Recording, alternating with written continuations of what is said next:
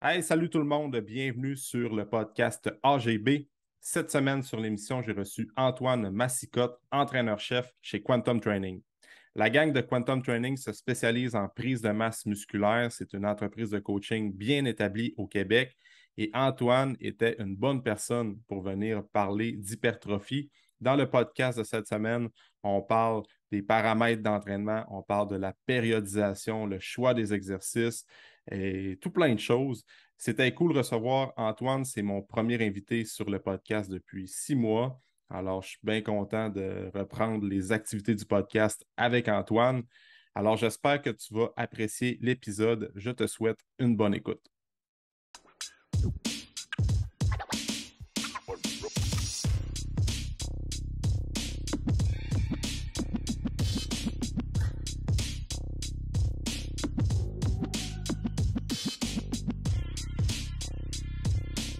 Salut Antoine, merci d'être sur le podcast aujourd'hui. Tu es mon premier invité depuis au moins 6 mois. Fait que je suis content de t'avoir sur le podcast. Je suis content d'avoir un expert dans l'hypertrophie, dans la prise de masse. À toi, Antoine, tu travailles depuis un bon moment avec Quantum Training.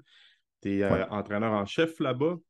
Fait qu'écoute, juste d'entrée de jeu, si tu peux te présenter aux auditeurs, auditrices du podcast, qui est Antoine Massicotte, qu'est-ce que tu fais dans la vie, puis c'est où est-ce que comment tu es venu à travailler pour Quantum Training, qui est quand même une entreprise de coaching extrêmement populaire au Québec.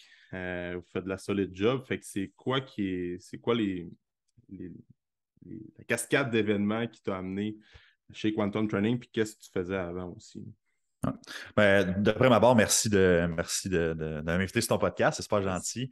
Puis c'est tout un honneur pour moi. Tu sais, c'est ça. En fait, pour ceux qui ne me connaissent pas, je suis entraîneur-chef chez Quantum Training. Donc, je suis ici à peu près depuis 3 ans. Donc, depuis qu'on a fait le centre déménagé là, à Saint-Jean, parce qu'avant, il était dans les locaux du H2 là, à Mhm. Blainville. Donc, je suis ici à peu près depuis ce temps-là. Puis en fait, c'est un peu drôle parce que mon parcours, finalement, il a commencé très, très jeune. Tu sais, pour ceux qui. J'ai tout le temps l'air un peu plus vieux que mon âge, donc, mais tu sais, je suis pas très vieux T'as quel à ce âge? moment-là. Puis là, j'ai 24 là, en ce moment. Oh shit, OK. Puis, mais tu sais, c'est Fait ça, ça fait à peu près 10 ans que j'ai commencé à étudier le corps humain là-dedans. OK. Parce que. Puis c'est un peu drôle parce qu'il y a un moment donné, je regardais les formations que j'avais faites, je faisais comme une compilation de ça. Puis je me suis rendu compte que ma première formation, c'était Coach Expert en 2012. Ouais. Puis à un moment donné, là, ça, j'étais avec Jacob aussi. Puis là, tu sais, il m'écrit comme écoute, je sais pas pourquoi, mais j'ai fait la formation en même temps que toi dans le temps, 2012. Fait que c'était un peu drôle de dire comme OK, moi j'avais 14 ans dans le temps pour ma Ouais, première puis formation, tu sais, puis Jacob, il y a quoi, 32, à peu près là? comme Ouais, début trentaine. Là. Fait que c'était drôle de savoir ça, tu sais. c'est Fait que j'ai OK. commencé assez jeune, tu sais, parce que finalement, comme euh, tu sais, en fait, ça vient de mon frère et ma famille un peu. C'est-à-dire que mon frère commençait à s'entraîner, puis tout ça. Puis là, j'avais comme une scène de compétition avec là-dedans. Puis je me suis dit, OK, il faut que je dépasse mon frère, tout ça. Fait que j'en apprends plus l'entraînement.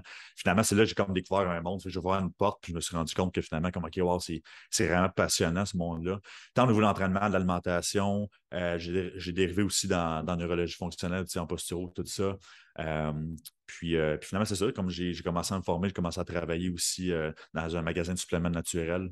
Euh, ça a été ma première job à vie finalement. Là, puis Hmm. j'ai été quand même chanceux aussi que Ouais, la gérante dans ce temps-là me fasse confiance, parce qu'à cet âge-là, ouais, t'as pas c'est de temps de ça. connaissances non plus dans ce domaine-là, puis c'était tellement complexe. Là. Fait que Ouais.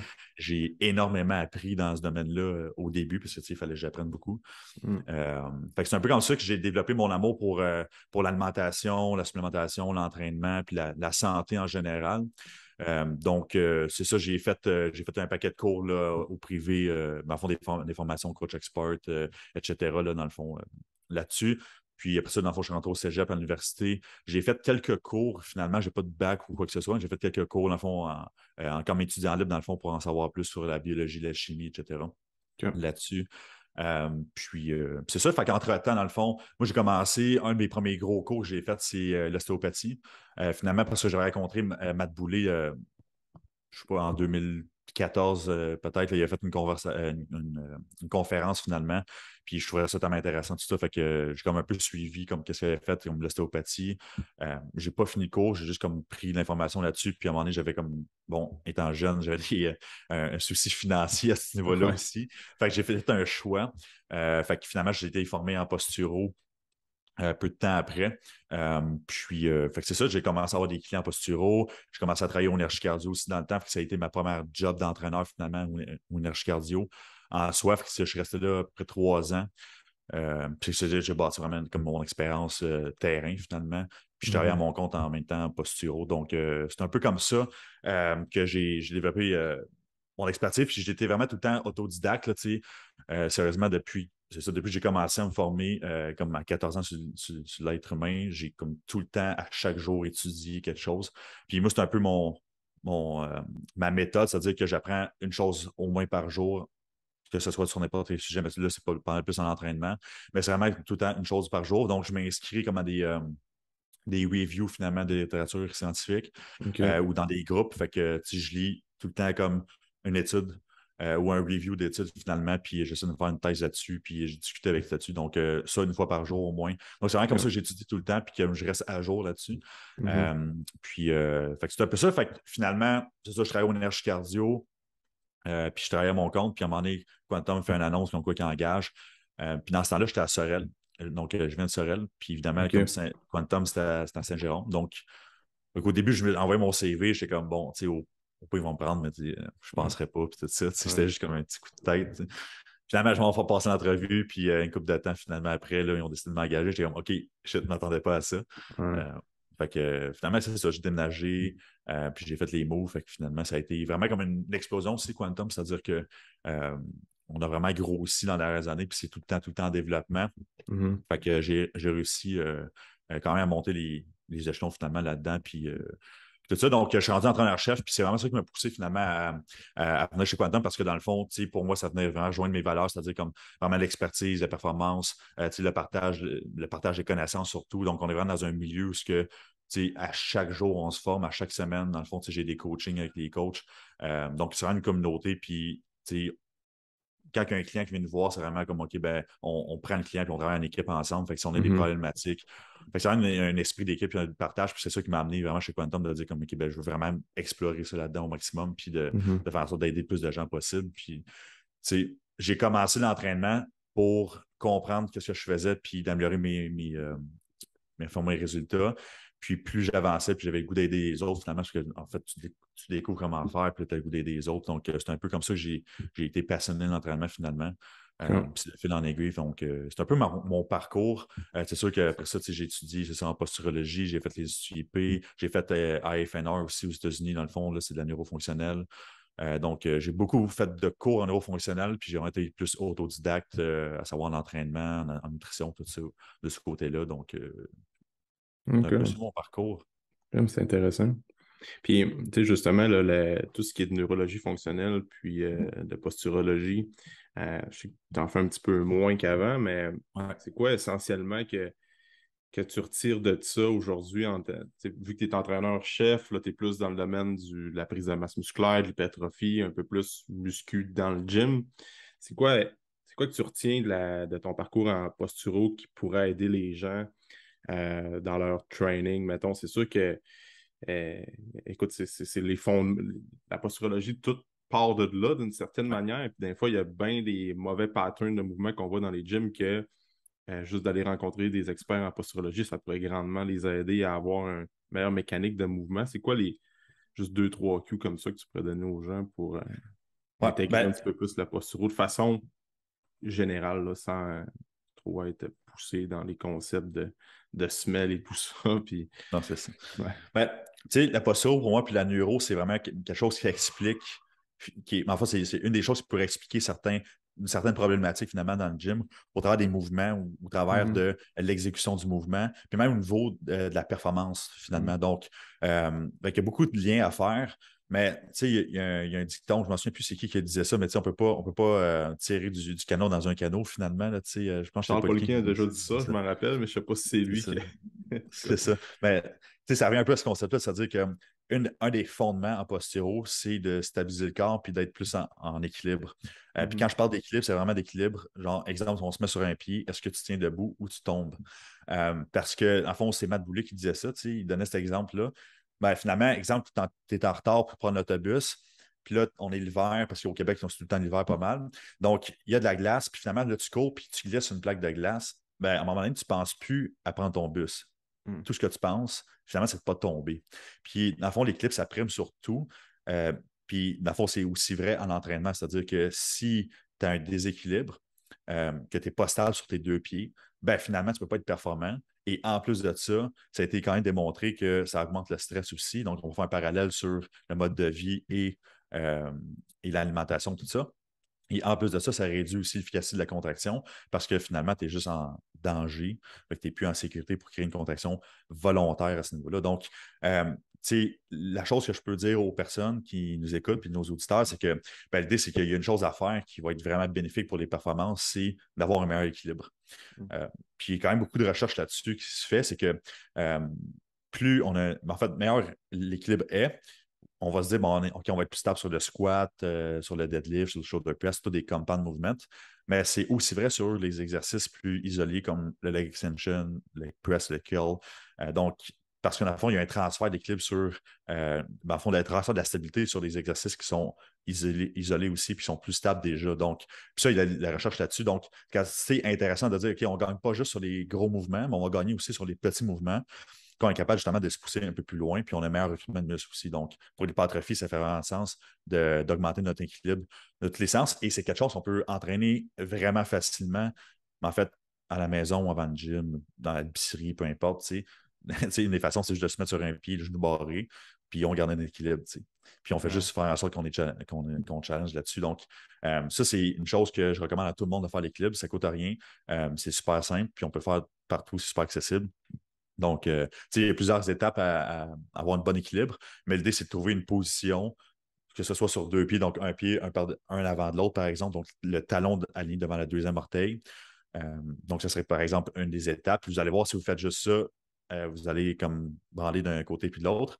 Puis après ça, dans le fond, on pourrait comme faire juste une augmentation de la difficulté finalement. Donc, on se met sur un pied, par exemple, les yeux fermés. Donc, on peut faire ça à l'infini. Mais juste travailler son équilibre, ça va être vraiment transférable sur tout ce que vous faites dans votre vie et aussi au niveau de l'entraînement. Là, ça, c'est pas moi qui le dis, c'est vraiment la littérature comme noir et blanche. Là, c'est vraiment solide. Donc, ça, c'est la première chose que je dirais, d'avoir plus d'équilibre. Et la deuxième chose, c'est sûr que là, c'est un peu plus touché, mais c'est les yeux puis la coordination œil-main, je pourrais placer ça comme ça. Donc, on sait que les yeux ont un gros impact finalement sur les performances, la rapidité aussi des mouvements, la coordination générale entre les membres, les bras, les jambes. Donc, c'est aussi pour les sportifs, ceux qui font des sports comme les distances, les perceptions de distance aussi. Donc, si jamais vous jouez comme au basket, au hockey ou peu importe, tout ce qui demande une manipulation d'objets extérieurs au corps dans le fond, les exercices de yeux vont grandement améliorer finalement votre performance. Puis après ça, dans le fond, il faut faire qu'un professionnel pour faire ça parce qu'il y a des choses qu'il ne faut pas faire avec les yeux là, aussi. Il faut vraiment se faire évaluer. Mais rien qui vous empêche de travailler finalement la coordination main, par exemple. Donc, juste un exemple, ça serait de jongler. Qui pourrait être vraiment, ça pourrait améliorer là, sérieusement la coordination main. Donc, ça pourrait être très, très, très bon. Puis on sait, finalement, c'est extrêmement transférable sur des mouvements au gym. Donc, si jamais vous faites un bench press, puis, exemple, vous voyez que la barre ne reste pas droite, parce que vous avez un pivot, comme la barre, il y a un côté qui est plus bas que l'autre, finalement, juste d'améliorer votre coordination main, ça va vraiment améliorer votre performance là-dessus. Donc, vous allez gagner sur l'hypertrophie puis votre performance aussi en termes de force là, aussi, puis de puissance. Donc, ça serait vraiment les deux key points que je pourrais te donner sérieusement pour les gens qui. En fait, qu'est-ce que j'ai appris en posturo qui est vraiment plus transférable à l'entraînement puis qui est accessible à tout le monde. Ouais, c'est ça. C'est une question comme l'équilibre, sérieusement, si vous faites ça 3 fois par jour, 30 secondes, vous allez voir une grande amélioration là-dessus. Puis juste les coordinations humaines aussi, la même chose. Fait que c'est pas besoin d'être des entraînements d'une heure qui sont juste de la fréquence. Puis après ça, oui, on peut mettre de l'endurance là-dedans, mais on a pour des années finalement. Ah ouais, c'est ça. Ouais, c'est intéressant d'en parler parce que c'est pas des concepts qu'on voit souvent parler sur tous les réseaux sociaux. Écoute, souvent, c'est c'est pas tant sexy de dire hey, si tu veux augmenter tes performances, tiens-toi en équilibre sur un pied. Puis... Mais écoute, ça peut aider pas mal le monde, là, fait que c'est bien d'en parler. Puis justement, pour faire un parallèle avec l'hypertrophie, étant donné que tu te spécialises dans ça, mais aujourd'hui, le sujet principal du podcast, on voulait beaucoup parler d'hypertrophie, de prise de masse musculaire. Euh, je pense que moi, j'adore ça, parler de ça. Ça me fait triper aussi. C'est pas mal un de mes domaines dans le monde du coaching qui me fait triper. Puis, ben écoute, aujourd'hui, on voulait surtout parler pour prendre la masse, il y a comme plusieurs façons d'y arriver. Tous les chemins mènent à Rome, comme on dit. Fait que Ouais. c'est de ça qu'on veut parler aujourd'hui. Fait que comment est-ce que, bon, l'hypertrophie, en gros, pour le monde qui ne savent pas, c'est développement de la masse musculaire. On veut grossir le muscle en bon québécois. Euh, c'est quoi, comment est-ce que vous utilisez, vous prenez un client, par exemple, je veux prendre la masse.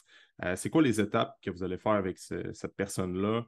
C'est sûr que l'évaluation initiale, tu regardes le mode de vie, on regarde l'alimentation, mais si on se concentre un petit peu plus sur l'entraînement, comment est-ce que tu prends en charge une personne pour l'amener à gagner de la masse musculaire? Ouais. Ben, on a plusieurs étapes, mais la première chose, finalement, c'est de s'assurer que la personne exécute bien ses mouvements, qu'elle sente bien ses muscles. Donc, évidemment, là, on fait l'évaluation, tout ça, mais après ça, on s'assure que vraiment la personne est capable de contracter ses muscles.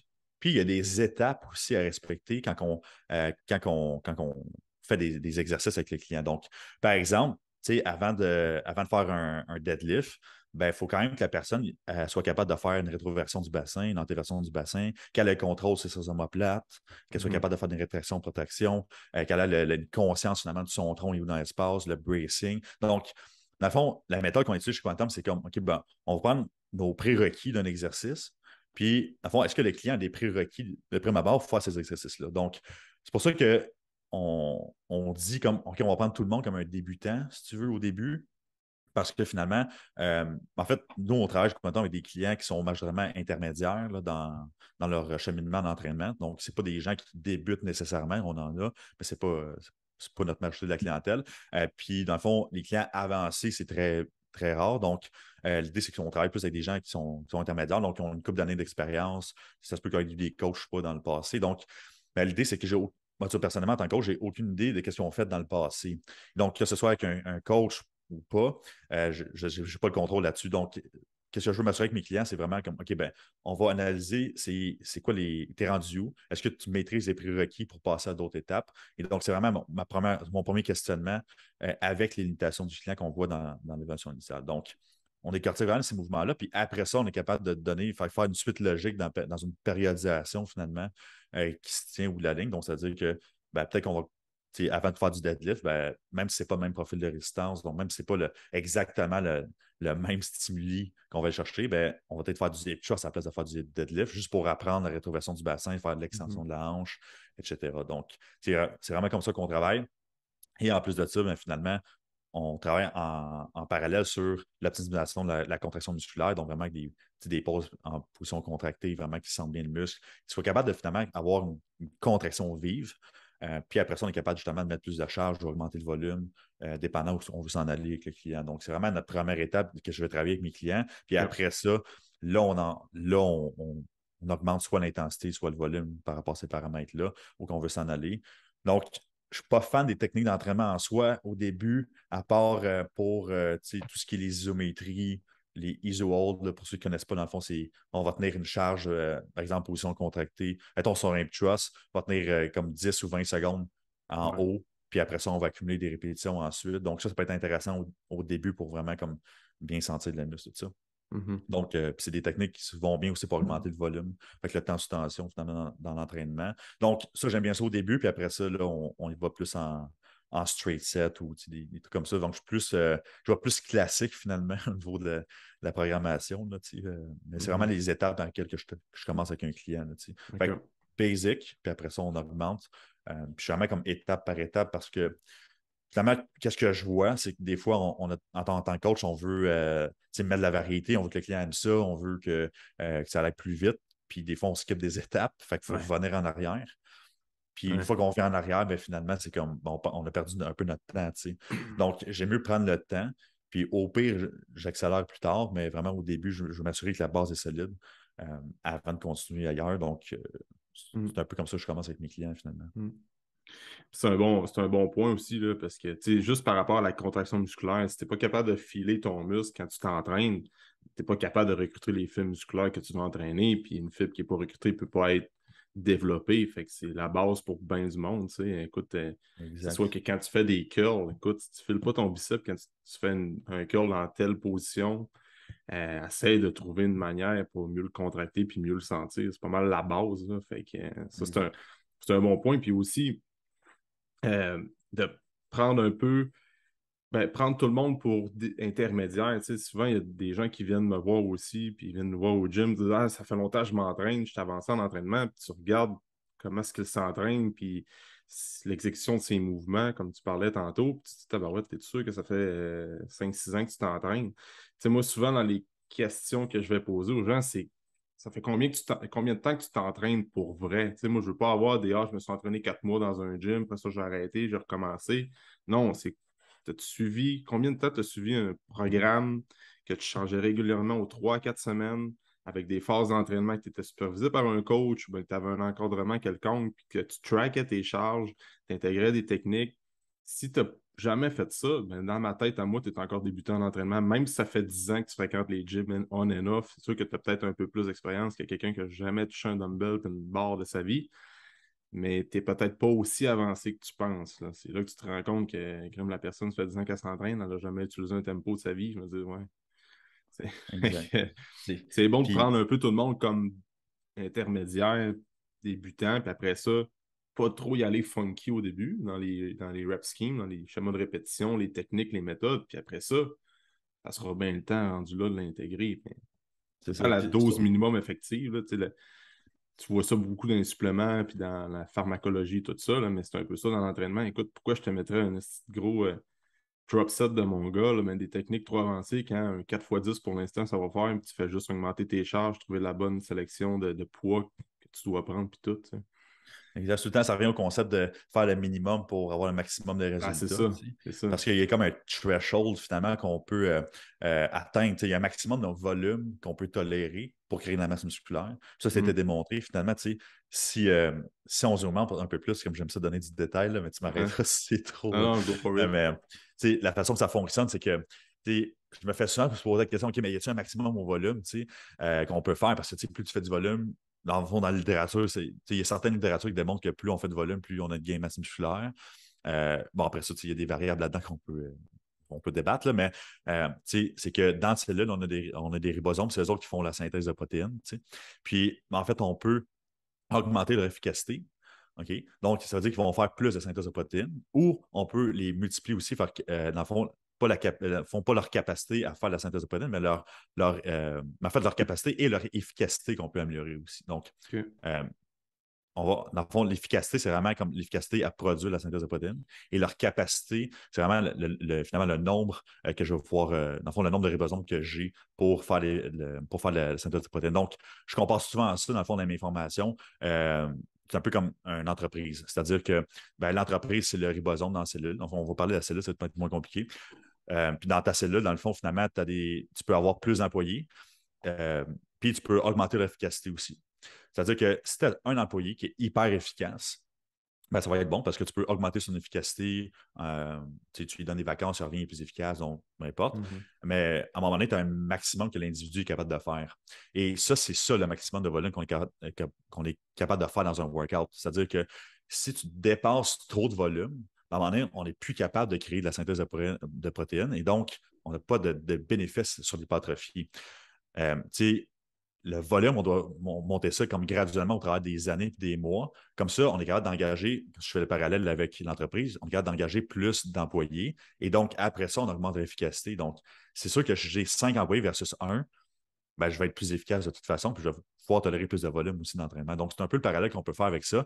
Et Mhm. donc, de faire, exemple, je ne sais pas, 50 séries PEC dans ta journée, ça ne sert à rien parce que tu n'augmenteras pas plus la synthèse de protéines à un certain point. OK. C'est-à-dire que si tu prends ça sur un frame sur, mettons, 5 ans, puis dans 5 ans, je fais 50 séries parce que j'ai travailler à augmenter mon nombre de ribosomes dans ma cellule, puis ma capacité finalement à créer la synthèse de protéines, là, ça se peut que ça soit bénéfique. Donc, c'est le temps comme. Je trouve qu'on est tellement pressé en tant que client quand on veut prendre de la masse musculaire, qu'on veut tout faire en même temps, qu'on veut vraiment en faire plus, tout ça, mais ça ne sert complètement à rien. On fait se brûler finalement. Quand on peut faire vraiment le minimum versus le maximum. Puis ça, c'est vraiment démontré par la science. Donc, encore, il y a des théories en arrière de ça, tout ça, mais c'est quand même c'est des hypothèses qu'on a finalement en travers de la science, comment ça fonctionne, le maximum de volume. Donc, c'est quand même intéressant de voir ça, là, à quel point il faut juste comme, OK, ben, peut-être ralentir un peu. Il faut se pousser fort, mais de trop en faire à ce niveau-là, c'est vraiment pas bon. Puis ça, je parle tant au niveau quand tu es débutant, intermédiaire, avancé. Puis si on parle des avancées aussi, qu'est-ce que je vois, puis ça, c'est quand même un peu plus rare que tu avancé, mais souvent, ils se poussent trop à l'échec. Puis je ne sais pas, il faut sûrement tu as vu ça passer aussi, puis tout ça, mais il y a beaucoup de littérature qui démontre finalement qu'aller à l'échec musculaire tout le temps, c'est contre-productif finalement. Donc, il faut quand même se garder des réserves, là, finalement, des répétitions en réserve. Puis après ça, tu as l'autre côté aussi, je me mets ça en parallèle, c'est-à-dire que il y a des études aussi qui démontrent que finalement, personne ne se pousse assez fort. Ouais, c'est ça. C'est pour ça que je précise les avancées qui sont vraiment capables de se pousser à l'échec musculaire. Des fois, ils se poussent trop à l'échec musculaire. Puis ça réduit leur gain parce que finalement, ils ont juste plus de fatigue accumulée et tout ça. Donc, c'est un autre sujet qui est quand même assez. On pourrait en parler longtemps, mais c'est-à-dire que, en règle générale, si je donne des barèmes, moi, personnellement, je donne tout le temps 2 à 3 séries d'échecs musculaires par semaine par groupe musculaire. Donc, Pour un débutant intermédiaire? Ouais, c'est un intermédiaire à peu près. Un débutant, je vais y aller tout le temps failure parce qu'ils ne savent pas c'est quoi leur limite. Ouais, c'est ça. Donc, c'est trop compliqué pour eux autres de dire il me reste combien, ils ne savent pas. Donc, va failure, on va trouver ta limite. Puis après ça, on le sait. Donc, c'est important. C'est important, c'est au début, de trouver votre limite. Parce que le failure, je pense, en fait, la plus grande utilité d'un failure set, donc une tirée à l'échec musculaire, c'est de savoir qu'on est rendu. Pour moi, c'est vraiment ça. Parce qu'il n'y a pas plus de bénéfices à l'hypertrophie, mais on peut savoir où on est rendu par rapport à notre maximum de charge qu'on est capable de lever ou de volume qu'on est capable de tolérer. Donc, ça a son utilité de dire comme finalement que c'est beaucoup plus précis de dire que OK, ben, j'étais à une série de mon échec musculaire, une répétition de l'échec musculaire, c'est dur à dire des fois. Parce que dans le fond, on a une perception de fatigue. C'est une mauvaise journée, ça se peut que ça trouve plus tough, mais pourtant, tu en as peut-être comme 3-4 autres, finalement, des répétitions réserves. Ouais. OK, parfait. Fait que 2 à 3 séries pour quelqu'un qui est intermédiaire, vraiment, tu vas à l'échec musculaire. OK, ouais. parfait. Ouais. Puis, c'est ça. C'est pour ça que je veux aller à l'échec musculaire parce que je veux voir c'est quoi mon maximum. Puis après ça, je suis capable de gager dans ma semaine. Exemple, je fais un upper-lower, upper-lower. Exemple, je fais 2 fois du bench dans ma semaine. Ben, peut-être que je vais aller à failure une fois dans ma semaine sur un bench. Peut-être pas le bench, mais peut-être un autre exercice parce que le bench est taxant puis c'est tough. Ouais. Mais puis après ça, dans le fond, l'autre fois d'après, je vais faire le même exercice. Là, je suis capable de garder peut-être une répétition en réserve. Puis après ça, on augmente tout le temps les charges comme ça. Donc, c'est un peu comme ça que je fonctionne. Mais ça prend quelqu'un qui est quand même assez intermédiaire ou avancé de dire comme qui connaît bien ses charges, qui connaît bien aussi sa réaction de son corps. Fait que c'est ça. Fait qu'un débutant, c'est moins applicable un peu les répétitions en réserve, tout ça. Ouais, c'est ça. Parfait. Fait qu'après ça, bon, fait que là, quelqu'un qui est débutant, on commence comme ça. Bonne analogie, by the way, avec les entreprises puis les employés. Écoute, ça reste que je l'avais jamais vraiment vu comme ça. Puis c'est juste faire un parallèle aussi avec les gens qui prennent des produits anaboliques. C'est justement la synthèse de protéines est tellement augmentée, fait qu'ils ont encore plus d'employés qui sont encore plus efficaces qu'un bon employé, si on veut. Fait que là, c'est là que tu te rends compte qu'ils sont capables de tolérer du volume à mort, puis sont capables de faire des trainings extrêmement longs, puis récupérer, puis le lendemain être capable de presque faire le même training, puis de mettre la même charge. Fait que j'exagère peut-être un peu, mais... Ça te permet de faire plus, finalement. Ouais. Ça t'ouvre une porte de faire plus. Mais ça ne veut pas dire que tu travailles moins fort, par exemple. Non, c'est ça. Exact. Puis après ça, ben, fait que là, on garde en tête, bon, quelqu'un qui est dans ses premières phases d'entraînement. Puis après ça, tu vas-tu périodiser avec le nombre de reps, aller peut-être plus en tension mécanique, accumulation, intensification, utilisez-vous ça un peu ou bien c'est des concepts que tu te gages un peu sans nécessairement trop suivre ça à la lettre, comme tu disais? J'utilise comme un mélange de tout ça. Mm-hmm. Tu sais, dans le fond, pour les périodisations, il existe deux styles de périodisation générale. Donc, on a une périodisation ondulatoire, puis on a une périodisation qui est plus linéaire. C'est-à-dire que les périodisations ondulatoires, on ondule entre l'intensité qui est finalement l'augmentation de la charge, puis le volume, dans le fond, c'est la quantité de travail qu'on va faire dans un entraînement. Donc, dans le fond, de la périodisation ondulatoire, c'est qu'on va onduler, par exemple, un mois intensité, un mois plus de volume, un mois intensité, un mois plus de volume, comme ça. Puis on a une périodisation qui est plus linéaire, c'est-à-dire que, en fait, théoriquement, dans le fond, qu'est-ce que ça dit, c'est que, OK, on va avoir 2 mois et plus d'un même paramètre d'entraînement. Donc, par exemple, si on va faire 2, 3 mois de volume, puis après ça, là, on peut redescendre vers l'intensité. Donc, on va vraiment comme partir d'un point A au point B directement en ligne droite, tandis qu'ondulatoire, on va partir du point A au point B, mais en faisant, justement, on va onduler là-dedans.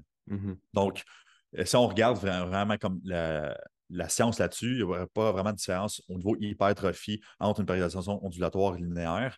Donc, pour moi, je vais vraiment plus avec qui que j'ai en face de moi là-dessus. Et là-dedans, je rajoute aussi un concept des stimuli d'entraînement. Donc, les stimuli d'entraînement, c'est quoi? Mais en fait, c'est par quel moyen qu'on va pouvoir passer pour stimuler l'hypertrophie. Donc, c'est un peu ça. Et parce que finalement, il existe, encore là, c'est du blabla, mais l'idée, c'est qu'il existe trois mécanismes d'hypertrophie potentiels. Donc, on a tout ce qui est la tension mécanique. Donc, vraiment la charge, finalement, que le muscle va tolérer. Après ça, dans le fond, tout ce qui est le stimuli métabolique. Donc, c'est vraiment, dans le fond, quand on s'entraîne, il y a des métabolites. Donc, il y a des molécules qui vont apparaître, dans le fond, qui vont se créer dans le muscle. Et ça, dans le fond, une cascade. Ouais, c'est ça, toute une réaction chimique qui va se passer dans le muscle. Puis, ça amène une cascade, finalement, anabolique. Là, on pourrait penser ça. Et il y a tout le dommage musculaire aussi, en fait, c'est une théorie de dommage musculaire aussi, mais en fait, c'est toutes des théories. Donc, ce serait les trois mécanismes d'hypertrophie. En 2022, aujourd'hui, on pense pas mal clairement que c'est que finalement, enfin presque juste la tension mécanique qui mène à l'hypertrophie, parce que finalement, le métabolique, en fait, c'est parce qu'on ne peut pas dissocier rien. On ne Ouais, peut pas tout va isoler la comme. tension mécanique. Ouais. Parce que quand tu as de la tension mécanique, tu vas avoir un stress métabolique en même temps, pareil, tu sais, fait que. C'est ça. Puis tu vas avoir du dommage parce que, exemple, OK, Aussi, ouais. mettons, tu prends un bench, bien sûr que le plus de tension, c'est en bas. Ouais. Mais qu'est-ce qui augmente le dommage musculaire aussi? C'est les pauses en partie En étirées. partie Donc, étirée, ouais. là, est-ce que c'est le dommage? Est-ce que c'est la tension qui augmente? Ou est-ce que c'est l'augmentation métabolique qui augmente aussi en pause Ouais. étirée? Donc, c'était comme un peu le bordel là-dedans. Donc, c'est difficile d'isoler exactement qu'est-ce qui cause l'hypertrophie. Mais on est capable quand même d'isoler la chose là, avec des paramètres et des petits tests. Donc, la littérature pointe un peu plus vers la tension mécanique. Mais on peut quand même passer par le stimuli métabolique, donc par exemple de la pompe, pour aller chercher un stimuli mécanique aussi, donc de tension. Donc, je vous donne un exemple. Par exemple, si on fait un drop set, ben, mettons, on fait 8 répétitions en failure, puis on drop notre charge, ben, qu'est-ce qui se passe après? C'est que le mouvement va ralentir involontairement. Donc, par exemple, j'ai un tempo de 3-0, 1-0, donc il faut que je lève ma charge en une seconde. Ben, quand on arrive proche de l'échec musculaire, qu'est-ce qui se passe? C'est que ben, le mouvement va ralentir. Ça va peut-être nous prendre 3 ou 4 secondes à la place de une. Et donc, c'est ça la tension mécanique. C'est-à-dire que les fibres musculaires vont tellement avoir de contraction qu'il y a beaucoup de tension et ça ralentit le mouvement. Et ça, dans le fond, ça va provoquer une hypertrophie. Okay? Donc, fait dans le fond, le s'entraîner avec la pompe, ça va augmenter aussi le stimuli, dans le fond, la tension mécanique par ce phénomène-là. Donc, c'est quand même assez intéressant de voir ça. Donc, les stimuli d'entraînement, c'est un peu ce que je veux dire avec ça, c'est qu'en fait, il y a plusieurs chemins pour arriver à Rome. OK? Donc, quand on parlait un peu plus tôt avant de partir du podcast, c'est-à-dire que finalement, peu importe ce que tu fais, si tu t'entraînes proche de l'échec musculaire, tu vas avoir une hypertrophie en soi. Moi, qu'est-ce que je me pose comme question? C'est, en fait, comme je l'ai mentionné plus tôt, c'est quoi le minimum que je peux faire pour gagner le maximum d'hypertrophie et où est-ce que ça me demande le moins de fatigue? Parce que, dans le fond, moi, je ne veux pas être fatigué dans ma vie de tous les jours. Tu sais, quand je finis un workout, je ne veux pas être barré toute ma journée. Je veux quand même fonctionner dans ma vie. Je veux avoir mon cerveau pour travailler. Donc, c'est qu'est-ce qui me permet de faire en sorte que ça me coûte le moins cher puis je suis capable d'être le plus efficace là-dedans. Donc, moi, c'est vraiment qu'est-ce qui m'intéresse quand je parle d'hypertrophie. Parce que finalement, comme on pourrait s'obstiner sur des choses, on pourrait débattre sur plein de sujets, de dire ah non, ça c'est la meilleure technique, non, ça c'est ça la meilleure technique, c'est des haute reps, des basses reps, c'est telle chose, mais finalement, il n'est pas là le débat. Le débat, c'est qu'est-ce qui est plus efficace dans un temps particulier et au niveau du coût que ça coûte. Donc, moi, c'est ça qui m'intéresse. Et donc, c'est pour ça que toute la périodisation au niveau des stimuli d'entraînement. Donc, on a plusieurs stimuli d'entraînement qui existent. Donc, on a le stimuli métabolique, les stimuli mécaniques. Donc, on pourrait diviser ça en différents chemins aussi, mais on ne rentre pas trop en détail là-dessus, on va mettre tout le monde. Ouais. Puis, on a tout ce qui est le neural, finalement, donc tout ce qui est la prise de force, finalement. Donc, Ouais. on peut diviser ça en 3 stimuli comme ça aussi. Donc, on peut onduler, puis on peut périodiser avec ça de façon linéaire ou ondulatoire. Donc, c'est-à-dire que de façon linéaire, par exemple, on pourrait commencer avec un stimuli métabolique avec un client au départ. Donc, c'est-à-dire plus de pompes, plus de reps. Donc, évidemment, il va aller chercher ce failure aussi. Donc, c'est pas mauvais pour un débutant. Et on sait que dans certains cas, au niveau du stimuli métabolique, on va augmenter les sensibilités d'insuline, ça va réduire l'inflammation, c'est moins stressant, ça demande moins de récupération. Donc, Mhm. on est capable de faire des changements aussi au niveau du mode de vie pendant ce temps-là. Puis on est Mhm. capable de faire des changements aussi au niveau de l'alimentation, d'incorporer des bonnes habitudes de vie. Donc, ça, pour un Mhm. débutant, c'est quand même assez intéressant d'aller là tout de suite. Et après ça, on pourrait juste dériver vers quelque chose qui est plus mécanique. Donc, c'est-à-dire des répétitions modérées, là, fait entre du 8 à 12, par exemple. Euh, donc, là, vraiment, stimuler, en fond, l'hypertrophie pure et dure. Et après ça, dans le fond, par exemple, dans 3-4 mois, là, on va chercher une phase de plus de force pour augmenter sa force, augmenter sa coordination intermusculaire. Mhm. Donc, ça peut être une périodisation linéaire, donc ça fait super bien. Donc, on passe du volume puis plus intense à la fin, en, mettons, exemple, 4 mois, Mhm. mais en suivant aussi des stimuli d'entraînement. Donc, ça pourrait être Mhm. une bonne idée. Ou on pourrait faire toutes sortes de choses aussi au niveau ondulatoire, c'est-à-dire qu'on pourrait faire Ouais, partie c'est ça. métabolique, neurale, mécanique. Ça Ouais. va être un peu plus avancé, ça demande plus d'adaptation. Moi aussi. Donc, Ouais. chez les débutants, je préfère linéaire parce que c'est plus comment dire, ben, on s'attend à un résultat particulier, on sait à quoi s'attendre finalement au niveau Mhm. de ce résultat-là, et c'est plus doux en soi au niveau des Ouais. changements. Tandis qu'en ondulatoire, je trouve que ça demande plus d'adaptation. Et Mhm. donc, pour moi, ça demande quelqu'un qui est plus avancé puis qui connaît mieux finalement l'entraînement en soi, puis sa contraction musculaire, comment quelle est sa récupération, tout ça. Donc, il connaît mieux son corps en soi. Euh, donc, linéaire débutant, linéaire aussi, plus chez les athlètes proches de leur compétition, Ouais. souvent je vais utiliser. En fait, dans la majorité des cas, je trouve ça plus facile de travailler comme ça. C'est plus prédictible de toute façon aussi. Mhm. Et chez les avancés ou dans les off-season, et tout comme ça, je vais travailler plus ondulatoire pour garder les acquis. Donc, ça va un peu mieux de garder les acquis sur une périodisation ondulatoire. Parce qu'exemple, si on fait de la force, puis là, tu ne touches pas à la force avant 5 mois, ben, ça se peut comme tu as perdu les acquis que tu as gagnés dans Ouais. cette phase-là. Tandis que quand tu Mhm. fais du ondulatoire, tu retouches plus souvent à même stimuli. Donc, Mhm. c'est plus facile de garder les acquis de ce sens-là. Donc, c'est un peu la différence entre les deux que je vais utiliser. Euh, Fait que j'utilise les deux dépendant des cas puis des Mhm. phases, mais c'est pas mal les phases que j'utilise finalement. Non, c'est intéressant. Tu sais, le stress métabolique, sachant qu'il y a bien du monde qui commence un suivi avec nous autres, ben, par la prise de masse musculaire, mais souvent, il y a comme une recomposition corporelle à faire. Fait que les gens veulent prendre la masse, mais ils veulent souvent perdre un peu de gras en même temps. Fait que le stimuli plus métabolique, c'est bon pour ça, là, parce que des fois, tu vas faire un petit peu plus de. Tu sais, des fois, tu peux faire un peu plus de volume, tu peux maximiser un petit peu plus la pompe musculaire. Les gens, généralement, un peu plus chauds dépensent un peu plus d'énergie par rapport Exact. à de la force. Fait qu'en tout cas, comme tu dis, il y a plein de façons de le voir. Et puis on pourrait s'ostiner longtemps aussi sur OK, y a-t-il une meilleure technique d'entraînement que d'autres?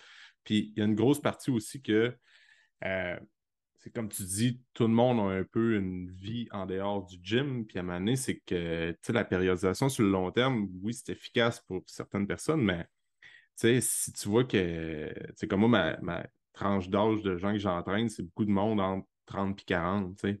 Puis entre 30 et 40, c'est là que la vie professionnelle prend peut-être un petit peu plus de place, il y a des promotions à job, après ça, bon, ben, les gens ils ont comme des kids à la maison, les nuits de sommeil, c'est pas tout le temps des nuits complètes, tout ça. Fait que c'est là, des fois, que tu te rends compte, OK, là, la personne veut prendre la masse, mais à quel point je vais la drainer avec son workout? C'est comme tu disais tantôt, quand tu finis de t'entraîner entre deux clients, mais ça te tente encore d'avoir du jus pour finir ta journée, puis d'après ça, d'arriver chez vous, pour être toasté. Fait que c'est ça, comment est-ce qu'on peut tirer le maximum d'effet avec euh, une dose minimum, si on veut. Là. Puis, il y a une analogie que j'avais écoutée dans un podcast maintenant avec Joe Rogan, c'était le coach de GSP, puis il parlait de la force du fermier, si on veut, dans le sens qu'un fermier, souvent, c'est sûr que là, ils utilisent de plus en plus d'équipements, puis sont un peu plus sédentaires qu'avant, si on veut, malgré qu'ils ont tellement des modes de vie intenses, mais mis à part ça, là, c'est que tu voyais quelqu'un qui eux autres, ils forcent à tous les jours. Ils prennent des balles de foin, ils déplacent ça. Ils forcent tout le temps, mais c'est jamais vraiment un entraînement intense pendant 45 minutes, 50 minutes. Ils sont tout le temps en train d'utiliser leurs bras pour déplacer des trucs, des objets, tout ça. Ils marchent beaucoup, puis tout. Puis souvent, tu te rends compte que Christy sont en shape pareil. C'est parce qu'ils font des choses à tous les jours, ils sont capables de le répéter 7 jours sur 7, puis ils sont jamais vraiment à l'effort tout le temps. Fait qu'ils sont tout le temps en train de stimuler un petit peu les muscles, puis ils sont capables de récupérer quand même au travers de ça. Fait que c'est quand même un concept, sans être tous des fermiers ou des fermières, là, mais juste un concept intéressant de dire, OK, ouais, ce qui joue pour beaucoup dans bien des objectifs aussi par rapport à l'alimentation, puis le mode de vie, puis l'entraînement, c'est la constance, c'est d'être capable de faire les choses longtemps aussi. Là. Ça, c'est quelque chose qu'on n'entend pas souvent parler, mais à la place d'y aller 3-4 mois intenses, où tu intègres toutes les méthodes d'entraînement que tu utilises, puis après ça, t'es trop brûlé, puis t'es 4 mois off parce que t'es blessé, ou bien que t'es allé trop intense pendant 4 mois. Mais écoute, quelqu'un qui s'entraîne à l'année longtemps, puis qui fait juste les choses comme il se doit, va avoir bien plus de résultats sur le long run. Récemment, j'ai ouvert mon gym, puis tout, puis il y a du monde que il y avait ils ont arrêté leur suivre là, une couple d'années, ça fait peut-être 4-5 ans de ça, puis pour X raisons, ils ont arrêté, puis ils sont revenus après. C'est comme, t'as donc bien pris de la masse depuis 4-5 ans, ce qui s'est passé. J'ai rien fait de funky tant que ça, là. J'ai juste continué à m'entraîner, tu sais, si je te dise de plus, j'ai pas utilisé un supplément magique, j'ai pas fait des techniques d'entraînement de malade pendant 1 an. J'ai juste dit, regarde, je me suis entraîné, puis je poussais la machine au maximum de que j'étais capable de faire. Il y avait des mois où j'avais moins de gaz, fait que je m'entraînais peut-être un peu moins. Fait que, tu sais, il n'y a pas de, Il n'y a pas pas de de, recette pas de miracle, là, recette tu sais. miracle, comme tu dis. Là. Fait que, C'est ça. Tu sais, ça revient tout le temps comme au principe de la constance. Plus tu fais quelque chose souvent, longtemps, ouais, tu sais, de façon constante, ça va t'amener à quelque part. Ça va te donner un ouais. résultat. Tu sais. Puis c'est pour ça Mhm. que, tu sais, on parlait de périodisation et tout ça, mais tu sais, sérieusement, quand on parle de day-to-day, est-ce que je périodise à 1 an d'avance? Zéro. Tu sais. Non. Parce que, encore là, tu sais, je travaille avec du monde, mettons, plus entre 20, 25, 30, 30 ans. Puis, tu sais, l'affaire, c'est que dans la vie, tous les jours, il arrive tout le temps qu'il y a un pépin, tu sais. Fait que ça se Ouais, peut ouais. que, tu pognes un accident de voiture, là, t'es blessé, Mhm. là, OK, t'as les enfants, tu dors pas, Mhm. tu stresses au travail, voyagement, peu importe. Donc, tu sais, quand tu arrives à périodiser, puis là, tu prévois, OK, on va faire un deload de cette semaine-là parce que c'est dans 3 mois, puis t'as Ouais, aucune idée de ce qui va se passer. Ça se peut que tu partes en ouais. voyage finalement, puis Ouais, c'est la ça. voilà ta semaine de deload, tu sais. Ouais, Fait que c'est pour ça que je périodise pas trop à long terme parce que ça ne sert à rien pour moi. Puis c'est-à-dire que, en fait, il faut s'adapter. Tu sais, si on est bucké à OK, dans 3 mois, on fait ça exactement, no matter what, qu'est-ce qui arrive, c'est Mhm. que là, finalement, on ne prend pas. En fait, ce n'est pas un plan personnalisé. Donc, Mhm. c'est un plan Exact. général que tu as pris. Donc, Mhm. pour moi, c'est super important de justement d'avoir des suivis avec un coach, de dire comme OK, bien, présentement, qu'est-ce qui se passe? Et là, on va adapter ton entraînement en fonction de ça. Puis la façon qu'on fonctionne chez Quantum, c'est qu'on fait tout le temps des plans de match avec les clients. Donc, euh, on, on- on planifie vraiment comme OK, ben, voici où on est présentement, voici où on veut se rendre. Mhm. OK? Voici à peu près qu'est-ce qu'on va faire en termes généraux, mais on n'est pas spécifique de dire comme OK, ben, on va faire telle phase d'entraînement, telle technique, tout ça, parce que finalement, je ne sais pas ce qui va se passer dans 2 mois. Tu sais. Mhm. Et donc, c'est un peu ça comme la façon qu'on fonctionne. Puis je pense que ça fait beaucoup plus de sens en hypertrophie en soi. Là, si on exclut tous les athlètes, puis tout ça, parce que là, c'est un autre monde, mais juste une personne qui veut prendre la masse musculaire, qui va améliorer sa composition corporelle, faire une transformation physique, je pense de périodiser à long terme, c'est pas une chose qui est intéressante selon moi, mais plus de comprendre finalement, OK, ben, dans telle situation aujourd'hui, l'entraînement ou enfin, la programmation que je pourrais faire aujourd'hui va être le plus apte pour m'amener à mon objectif que j'ai dans une couple de mois, dans une année en soi. Puis Mhm. je pense que ça va faire une différence aussi dans l'adhérence Oui. puis dans la constance. Donc, si on fait un lien avec ça, c'est-à-dire que ben, si tu aimes ce que tu fais, ça ne te brûle pas. Parce que ça, c'est souvent quelque chose qui. Tu sais, un client, en fait, ce que j'ai vu pour mon expérience, c'est un client qui abandonne ou qui lâche l'entraînement. Tu sais, c'est parce que c'est pas tout le monde qui est passionné d'entraînement non plus. Là. Exact. Mais si on a des dents d'entraînement puis on arrête de s'entraîner, c'est souvent parce que l'entraînement ne fitait pas avec notre mode de vie. Exact. Donc, tu sais, si l'entraînement est trop dur, puis à chaque fois tu faisais des journées de jambes, parce que tu en avais 2 fois semaine, tu étais claqué bien raide, puis ça te prenait 3 jours à récupérer, ben c'est sûr que ça ne tente pas trop de t'entraîner parce que tu te dis, OK, ben là, réunion à job, ben, je n'aurai plus de concentration, ça ne marchera pas, fait que je vais skipper mes jambes. Là, tu ne t'entraînes pas, tu n'as pas le sentiment d'accomplissement, fait que là, tu ne te sens pas bon. Tu crées Fait que des là, après ça, déceptions, ça c'est ne te ça. tente plus. Là, c'est une roue qui tourne à savoir comme, OK, ben, là, je vais juste arrêter de toute façon parce que ça ne donne rien. Mhm. Donc, je pense que, puis un peu le rôle d'un coach, c'est ça aussi de s'assurer que présentement, tu es dans telle situation, donc on va faire telle chose. Puis ça va justement, dans le fond, la personne va se sentir, va se sentir fière de l'avoir fait aussi, avoir des Ah résultats, puis ouais, avoir gardé la conscience à long terme. Puis c'est ça qui est bénéfique à long terme aussi. Donc, c'est ouais. super, super important de Ah oui. prendre en compte tout ça. Là, Ouais. Ben, moi, je pense que c'est la chose la plus importante, de Mm. comprendre la personne, puis de, tu donnais l'exemple de faire des jambes. La personne, c'est la première fois qu'elle travaille un premier mois avec toi, elle n'a jamais fait de training de jambes de sa vie, puis tu t'en vas y mettre 2 leg day par semaine. Parce que c'est important, puis oui, je suis bien d'accord que, point de vue, faire des jambes 2 fois semaine, c'est bon parce que tu as plein de bienfaits à développer tes jambes, savoir avoir un transfert au niveau du haut du corps et tout ça, mais Christy, la personne n'a jamais fait, elle n'a jamais trippé faire des jambes. Ce serait-tu un bon deal commencer à faire un leg day 1 fois semaine, puis ou à la limite le diviser dans sa semaine, C'est ça. tu intègres des exercices de jambes à l'occasion pour qu'elle prenne le goût puis qu'elle reste motivée. Parce que la job d'un coach, c'est garder les gens qui viennent au gym motivés. Puis comme tu dis, il y a vraiment beaucoup de monde qui n'aime pas tant ça que ça, l'entraînement, dans le sens que C'est oui, ça. ils aiment ça, mais ils viennent parce que c'est leur seule activité physique, ils veulent prendre leur santé en main, puis ça passe beaucoup par la musculation pour bien du monde. Mais souvent, les coachs, on a tendance à penser que nous autres, on tripe à lire des articles, on tripe à essayer des méthodes, des techniques, puis tout ça, mais la grosse partie des gens qu'on rencontre dans notre bureau, ça les fait triper, là, mais écoute, c'est pas des gros passionnés, puis t'as C'est pas ça. besoin fait que c'est juste de prendre ça en compte, c'est extrêmement bon. Tu regardes des fois des gens d'affaires, ils ont comme 30 minutes pour s'entraîner, là. Fait qu'écoute, souvent, il faut qu'ils repartent à une réunion après, fait qu'il faut que tu prennes ça C'est en ça. compte, puis il faut que tu sois... La job d'un coach, c'est, comme tu dis, si la personne, après 2, 3 mois, elle perd la motivation parce qu'elle pour X raisons, ben, on a une partie du blâme à prendre là-dedans parce Ouais, qu'on n'a 100%. pas assez compris à personne, puis on n'a pas fait de quoi qui était personnalisé pour elle. Fait que, 100%. on a tout fait un peu l'erreur quand on programmait. Moi, je me rappelle, je sais pas si tu connais les systèmes d'entraînement, Stéphane Cazot, puis tout. Moi, Ouais. je suis vendu ça, j'adore ça pour moi personnellement. Pour bien des clients, ils trippent au bout, mais il y a des gens qui à un moment donné disaient écoute, je t'ai curé de faire tout le temps le même genre de setup, puis tout. On dirait qu'ils ont comme perdu goût à l'entraînement. Mais moi, ça me fait tripper. Je dis non, mais c'est comme ça que tu devrais fonctionner, sur avoir des gains autant en force, en hypertrophie, puis c'est super bon pour le développement athlétique. Mais la personne dit ouais, mais moi, c'est pendant une phase d'entraînement ou deux, c'est correct, mais après ça, si on dirait que je fais tout le temps la même affaire, j'aime moins ça. Fait que c'est à moi de dire OK, écoute, on va scratcher un peu la périodisation puis adapter. Là, parce que moi, quand je périodise, c'est un peu comme tu dis, c'est que j'ai des plans sur. J'ai amené des plans d'entraînement des plans de périodisation qui sont établis sur plusieurs années. Mais quand j'arrive dans mon fichier client, je vais comme.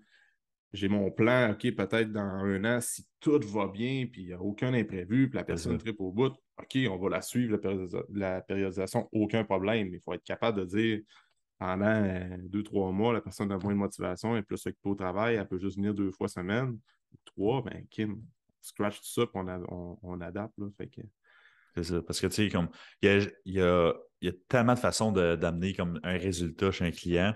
Puis, tu sais, que ça soit, tu sais, mettons, on donnait l'exemple de 2 fois semaine de jambes, tout ça. Ben, OK, bon, est-ce qu'on peut faire des jambes toutes les fois qu'on s'entraîne, mais comme un exercice ou deux? Ouais, Puis ça, c'est super bon pour les débutants, tu sais, mettons, quand on parle oui. de débutants, parce que finalement, ben, plus on fait de volume par workout, plus c'est taxant sur le système. Et Mhm. donc, là, il y a plus de risques de compensation, on prend des mauvaises habitudes, tout ça. Donc, ça ne sert à rien non plus, tu sais, qu'on est bien mieux de. OK, on va switcher le volume de jambes à travers la semaine. Ouais. Donc, ça va être un peu, mais tu es bien plus efficace à le faire. Mhm. Puis après ça, là, moi, c'est la façon que je fonctionne dans la périodisation, c'est-à-dire que je donne moins de volume par groupe musculaire par entraînement au début, mais je fais plus de fréquence. Puis plus ça va, plus je mets du volume par groupe musculaire par entraînement, mais moins de fréquence. Donc, parce que Mhm. ça demande plus de récupération. Donc, plus tu es avancé, à un certain point, tu fais plus de volume par groupe d'entraînement. Par entraînement finalement, mais moins de fréquence. Puis là, on alterne tout ça, mais ça, Ouais.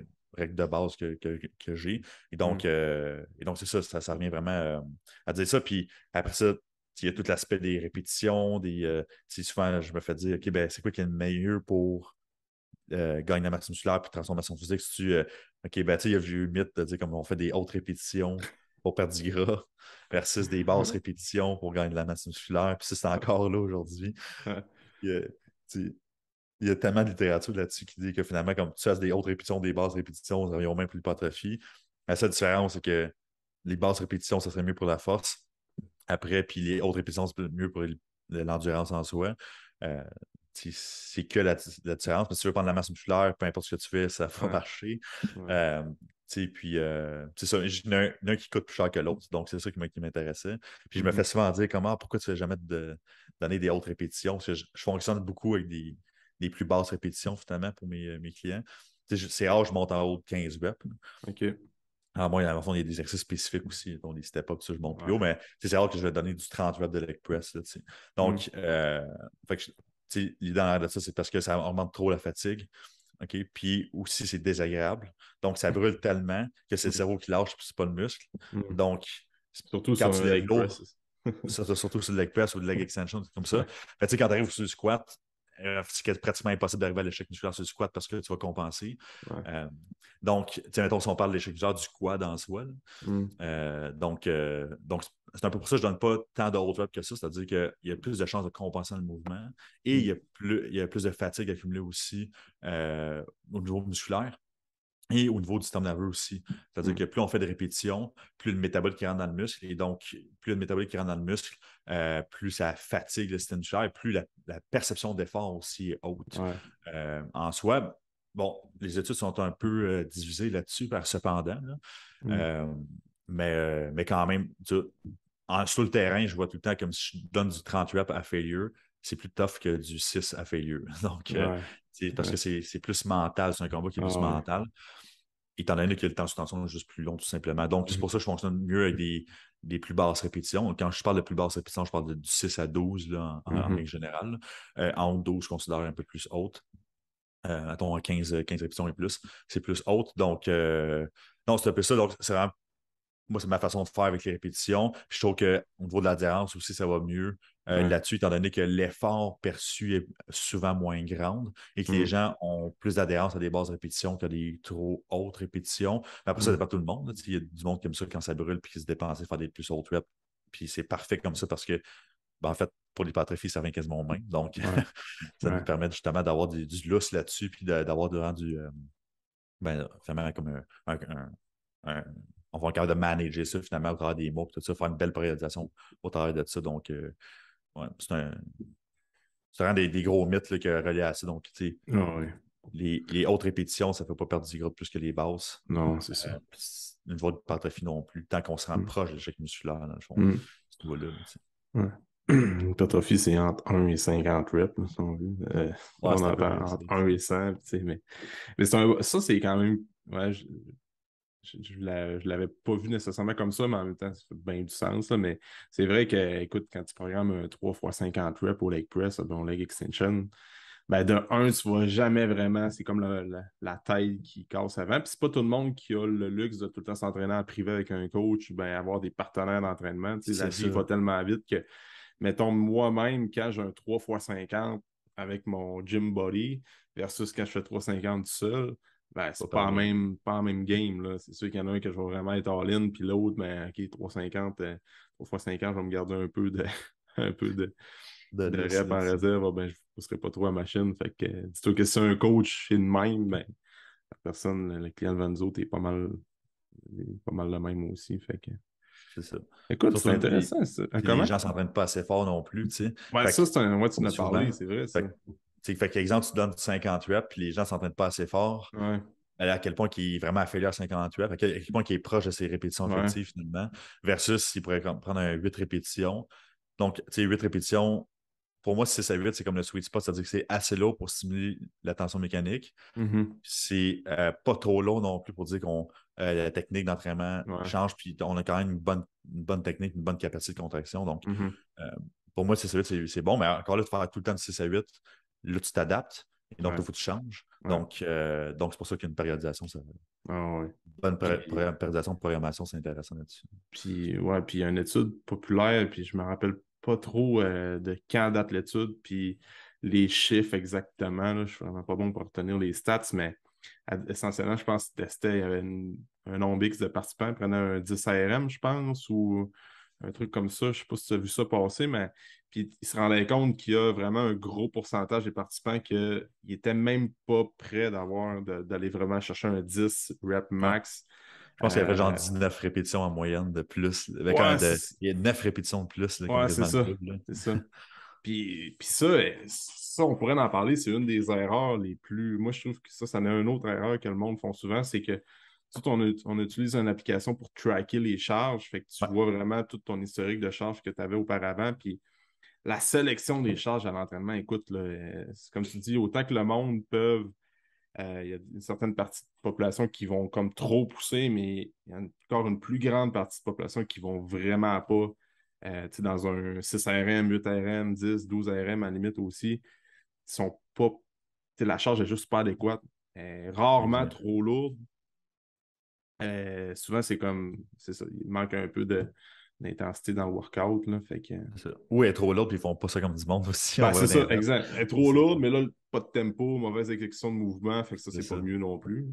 Exact. Mais. Tu sais, mais je pense que c'est pour ça que je veux mettre des failure sets dans mes trainings parce que je veux vraiment qu'on sache c'est où notre limite. Là. Mhm. Donc, tu sais, avec cette étude-là, puis on voit ça sur le terrain aussi, là, tu sais, c'est-à-dire que, même, tu sais, si on fait des privés, c'est-à-dire que le client, mettons, c'est tough, et qu'il t'en restait combien? 4. OK, ouais, tu Ouais. grimaçais, puis tout ça, Ouais. en disant que tu étais au bout, mais t'en restait 4. Mhm. Tu sais, donc, c'est un peu, difficile de voir ça, surtout avec du coaching online. Ouais. Tu sais, parce que, en fond, tu n'as pas de client devant toi, tout ça. Donc, Mhm. c'est vraiment important de se challenger en entraînement. Tu sais, on n'est pas là Mhm. pour regarder les oiseaux passer. On est vraiment là pour, comme, OK, faut vraiment se challenger, puis il faut, comme, à la limite, aller à notre limite, puis dépasser légèrement notre limite Ouais. de ce qu'on est capable de faire chaque jour, tu sais. Ouais. Puis c'est un peu ça le but de l'entraînement. Donc, il faut tout le temps se rappeler que le corps veut survivre, donc il veut économiser de l'énergie. Et donc, on a tout le temps une petite voix dans notre tête qui dit OK, ben arrête, arrête, Ouais. arrête. Ouais. Puis, il ne Ouais. faut pas l'écouter, celle-là, parce que, Non. à un certain point, mais l'idée, c'est parce que, on veut, on veut créer un stress assez fort sur l'organisme, sur les muscles, pour créer une réponse de croissance. Et Ouais. donc, c'est pour ça qu'il ne faut pas avoir peur non plus d'aller à l'échec. Même si je dis qu'il ne faut pas y aller tout le temps, mais il ne faut pas avoir peur d'y aller pour aller chercher notre limite. Euh, Ouais. c'est un peu ça. Donc, euh, allez-y à l'échec musculaire, surtout que vous êtes débutant, puis surtout si vous ne savez pas où vous en êtes, c'est quoi votre limite, allez-y, n'ayez pas peur Mhm. de le faire. Levez plus lourd, mais en regardant la bonne technique tout le temps, ça c'est Mhm. super, super important. Là, Puis je pense que c'est vous autres qui avez fait une vidéo là-dessus récemment, je pense, mais tu sais, des fois, t'as deux clans, si on pourrait dire, mais t'as du monde qui sont vraiment technique freak. Là, c'est comme la technique, le ouais, tempo, la mécanique de mouvement, puis d'engager les bons muscles, d'avoir la posture parfaite quand tu fais ton exercice. Puis t'as l'autre opposé que hey, à un moment donné, je comprends qu'il faut avoir une bonne technique, mais crime l'entraînement, il faut que tu grindes un peu, il faut que tu pousses la machine. Tu as tout le temps le pumping iron des années ouais, 70, où ce que les gars, si la technique, on s'entend que c'était pas ça coche autant qu'aujourd'hui.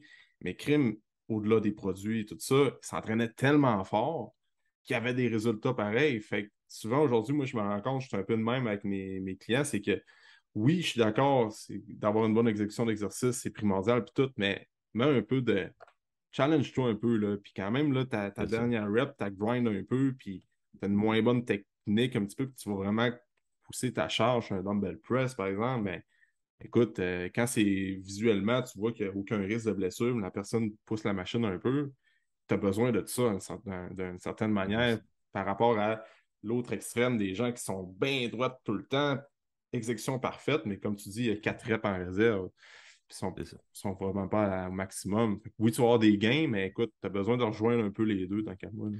C'est ça, il y a un sweet spot entre les deux. Puis souvent, qu'est-ce qu'on voit, c'est qu'il y a du monde qui suivent tellement bien les tempos, tellement la technique parfaite, puis ils ne veulent pas déroger de ça, que finalement, tu regardes leur progression de charge est nulle. Ouais, Donc, il y a zéro progression de charge dans tu le te mois. Puis ça, surcharges. c'est là le problème, tu sais. Mhm. On a besoin quand même de. Tu sais, c'est correct de ouh, tu sais, qu'on Mhm. la rep elle passe en moitié Mhm. pour justement comme OK, ben, comme j'ai prouvé à mon corps que j'étais dépassé ma limite, donc, Mhm. prochain workout, normalement, je vais être un peu plus fort, puis prochain l'autre, puis l'autre le mois d'après. Donc, on a Mhm. besoin de se challenger un peu plus, Mhm. de temps en temps, pour dire comme là, c'est le temps d'augmenter mes charges. Même si Mhm. ma technique n'est pas A1 ou mon Mhm. tempo, à la place d'être un 4-0-1, c'est un 2-0-1, peu importe. Mhm. À un moment donné, c'est là que, tu sais, pour pouvoir progresser nos charges, on a besoin de lever plus de charges, point. Ouais, Tu c'est sais. ça. Donc, puis j'ai vu une recherche là-dessus, j'en ai pas vu j'en ai pas plus que ça. Je pense que, en tout cas, j'ai pas tout vu non plus, là, mais Ouais. j'en ai vu une passer, puis qui comparait finalement comme le Mind Muscle Connection versus la charge, tout simplement, de bouger une charge du point A au point B. Et c'est une étude en 2016, je crois, puis euh, je me souviens bien, on fait ça pour le leg extension puis le bicep curl.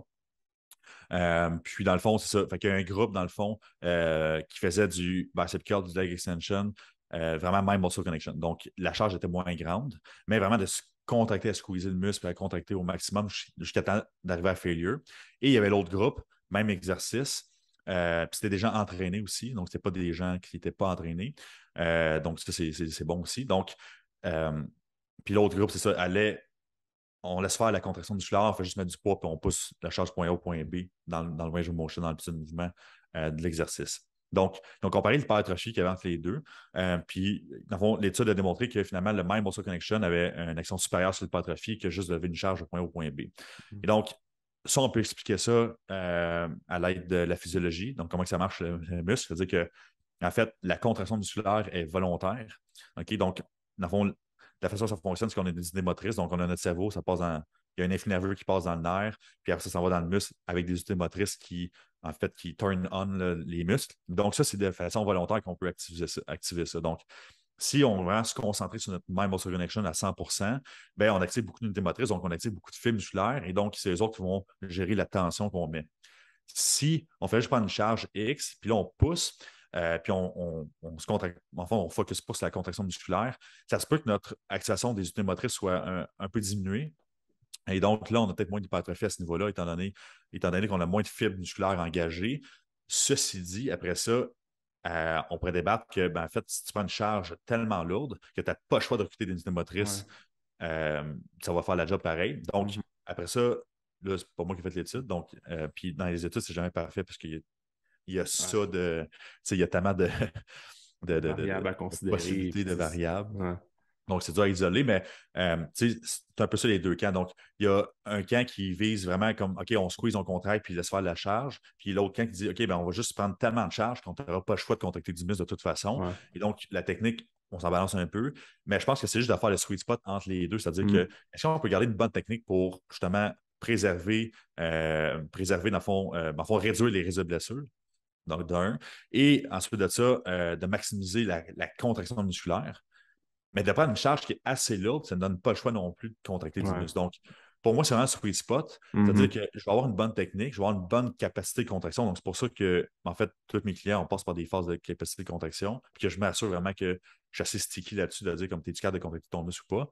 Mais à un moment donné, que quand on arrive proche de failure, c'est bien correct si ton dos arrondit un peu sur le deadlift, c'est bien Ouais. correct si tu grindes un peu ta rep sur le bench press, puis tout ça. Mhm. À un moment donné, on n'a pas le choix. OK? Donc, Mhm. pour progresser la charge, et la charge, on sait, c'est ça qui va augmenter la tension mécanique aussi involontairement. Exact. Donc, je pense que c'est vraiment le sweet spot à avoir de dire comme, OK, on va garder une bonne technique pour prévenir les risques de blessures, mais il faut prendre assez lourd pour stimuler involontairement aussi notre, notre, euh, notre muscle finalement. Et donc, Mhm. il y a un exemple qui me pose, à chaque semaine, je reçois cette question-là.